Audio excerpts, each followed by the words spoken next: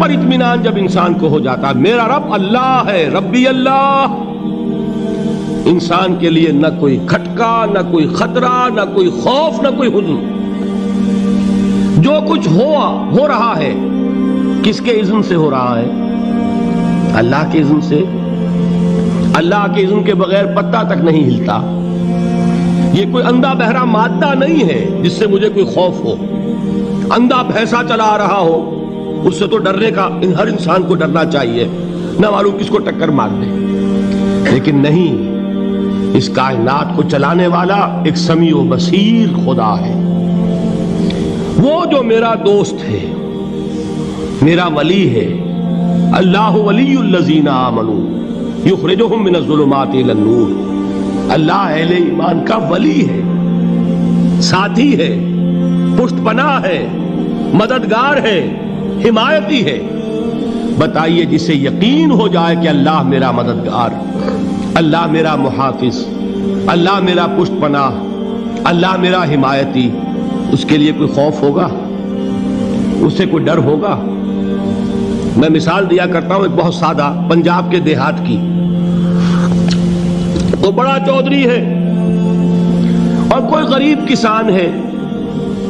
اس غریب کسان کے جانوروں کو ہر وقت اندیشہ ہوگا چوری کا، کوئی میری بھینس کھول کر نہ لے جائے، کوئی میرا بیل کھول کر نہ لے جائے۔ لیکن جس کے بارے میں یہ سب کو معلوم ہو کہ وہ جو بڑا چودھری ہے وہ اس کا دوست ہے، اس کی بچیا کو کوئی خوف ہوگا؟ اس کی بھینس پر کوئی ہاتھ ڈالے گا؟ اسے کوئی اندیشہ ہوگا؟ نہیں۔ کیوں؟ کہ وہ بڑا چودھری، بڑا اس کا یہاں کا سردار، جاگیردار، سب کو معلوم ہے وہ میرا دوست ہے، کوئی میرے خلاف اقدام نہیں کر سکتا۔ اس دنیا میں یہ چھوٹی سی بات اگر آپ کے دلی اطمینان اور سکون کا باعث بن سکتی ہے تو ذرا تصور کیجئے۔ میں لفظ تصور استعمال کروں گا صرف اس لیے کہ اس کا ہم جس کو کہتے ہیں ادراک اور شعور کر نہیں سکتے، اگر کے ساتھ کر سکتے۔ اگر یقین ہو کہ اللہ میرا مددگار اور یقین ہو کہ اللہ ہر آن میرے ساتھ ہے، پھر کوئی خوف؟ کس کا خوف؟ کوئی شے اللہ سے بالاتر ہے؟ کوئی قوت اس سے زیادہ طاقتور ہے؟ کوئی اس کے ارادے کو بدلنے والا ہے؟ کوئی اس کی مشیت کے آڑے آنے والا ہے؟ یہی بات ہے جو حضور نے فرمائی۔ یہ ایمان کا حاصل ہے لب لباب، کہ دیکھو اچھی طرح اس بات کو ذہن نشین کر لو، اگر تمام انسان مل کر تمہیں کوئی نقصان پہنچانا چاہے نہیں پہنچا سکتے، مگر جو کچھ اللہ نے لکھ دیا ہو، اور تمام انسان مل کر تمہیں کوئی نفع پہنچانا چاہے نہیں پہنچا سکتے، مگر وہ شے جو اللہ نے طے کر دی۔ آپ پھر میں کہوں گا ذرا طاری کیجئے، اسے فرض کیجئے، اسے سوچئے۔ اگر اس حدیث پر ہمارا دل ٹھکا ہوا ہو تو کسی سے ڈر ہوگا؟ یہ مجھے نقصان نہ پہنچا دے، یہ میری رپورٹ خراب نہ کر دے، یہ میری انکریمنٹ نہ رکوا دے، یہ میرا یہ نہ بگاڑ دے، یہ میرے یہ نقصان نہ پہنچا دے۔ اس کا ڈر، اس کا ڈر، اس کا خوف، اس کی خوشامد، اس کے لیے جا کر طرح طرح سے اپنی عزت نفس کو ذلیل کروانا اس کے سامنے، یہ سب کچھ کیوں کرتا ہے انسان؟ جب سمجھتا ہے کہ اس کے ہاتھ میں میرا کوئی نفع ہے، اس کے ہاتھ میں میرے لیے کوئی ضرر ہے، یہ مجھے کوئی غضب پہنچا سکتا ہے، یہ مجھے کوئی نقصان پہنچا سکتا ہے، یہ میرا کوئی کام بنا سکتا ہے، یہ میری کوئی ضرورت پوری کر سکتا ہے، اسی کا نام شرک ہے۔ جہاں آپ نے یہ سمجھا کہ غیر اللہ کے اندر کوئی طاقت موجود ہے، وہی شرک ہے۔ بتوں سے تجھ کو امیدیں، خدا سے نو امیدی، مجھے بتا تو صحیح اور کافری کیا ہے؟ شرک تو یہ ہے۔ جس پر بھی تمہیں یہ خیال ہے، کلمہ ہے یہ کلمہ سوم، لا حول ولا قوت الا باللہ، ذرا اس پر دل کو کبھی اگر آپ تصور کریں، پھر فرض کریں، دل ٹھک جائے اس پر، کوئی طاقت نہیں۔ یہی بات تھی جو شیخ عبد القادر جیلانی رحمۃ اللہ علیہ نے اپنی وصیت میں اپنے بچے سے کہی۔ 11ویں دینے والے ہیں، لیکن حضرت شیخ عبد القادر جیلانی کی وصیت اور تعلیمات کو کتنے لوگ ہیں تم جانتے ہو؟ یہ جن مقامات تک پہنچے ہیں وہ کس چیز کی بدولت پہنچے ہیں؟ انہوں نے جو پیغام دیا وہ کیا تھا؟ اے میرے بچے، جس طریقے سے قرآن مجید میں حضرت لقمان کی نصیحتیں جو ہے نقل کر دی گئی ہیں، میں یہ عرض کروں گا بالفرض اگر قرآن حضرت عبد القادر جیلانی کے بعد نازل ہوا ہوتا تو شیخ عبد القادر کی یہ نصیحتیں بھی قرآن میں درج ہوتی۔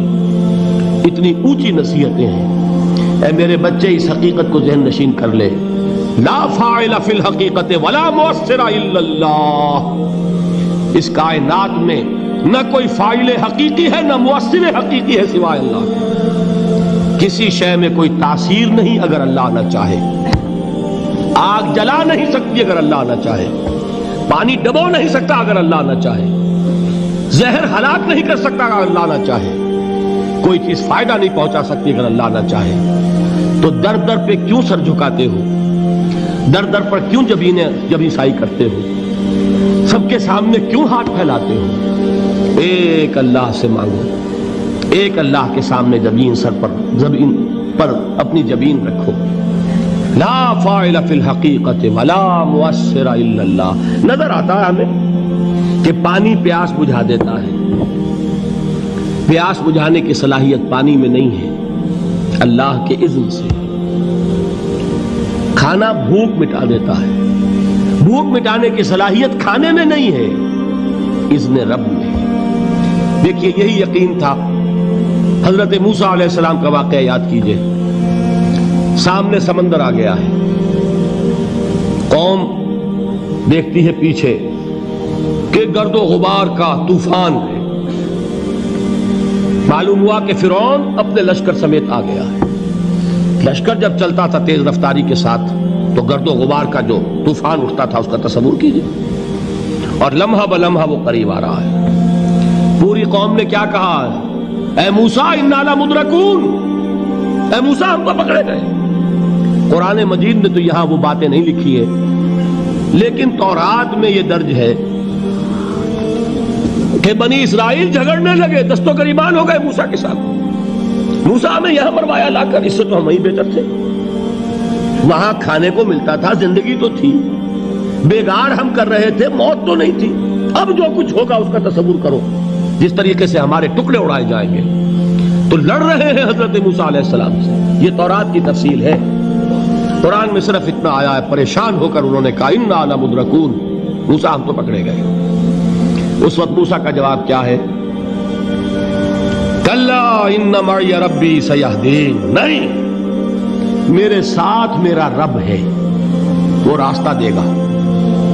بتائیے کہاں راستہ نظر آ رہا ہے؟ یہ ہے ایمان بالغیب۔ راستہ نظر نہ آئے تب اللہ پر یقین ایمان ہے۔ جیب میں پیسے ہوں اور تب دل کو اطمینان ہے تو ایمان کس پر ہوا؟ پیسے پر، اللہ پر نہیں۔ جب وسائل و ذرائع نہ ہوں اور پھر یقین ہو کہ اللہ مسبب الاسباب ہے، وہ اسباب کا پابند نہیں ہے، وہ اسباب کا محتاج نہیں ہے، اسباب اس کے محتاج ہیں۔ اگر یہ یقین ہے تو اللہ پر ایمان ہے، یہ نہیں ہے تو تمہارا ایمان اسباب پر ہے، وسائل پر ہے، ذرائع پر ہے، مادیات پر ہے، اللہ پر نہیں۔ اس وقت کہاں راستہ تھا؟ کوئی راستہ تھا؟ سمندر ہے اور ادھر سے لشکر آ گیا ہے۔ کلا ان معی ربی سیہدین۔ اب دیکھیے ایمان کہہ دینا آسان ہے، ہوا معکم اینما کنتم، جہاں کہیں بھی تم ہوتے ہو اللہ تمہارے ساتھ ہوتا ہے، لیکن اس کا یقین قائم ہو جائے تو زمین و آسمان کا فرق واقع ہو جائے۔